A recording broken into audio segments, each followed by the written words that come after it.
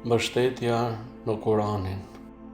Profeti Muhammed, paqja e bekimet e Allahut qofshin mbi të dhe mbi familjen e tij, ka thënë: kur çështjet e jetës t'ju bëhen të paqarta si pjesë e natës së errët, atëherë mbështetuni në Kuranin, sepse ai është ndërmjetësues me të cilin bëhet ndërmjetësim dhe dëshmues që besohet.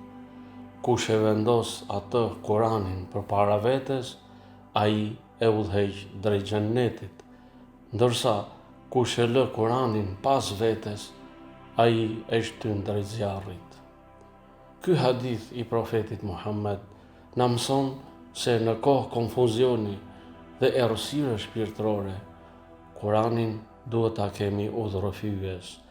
Ai është dritë, mbrojtje dhe rrugë drejt shpëtimit.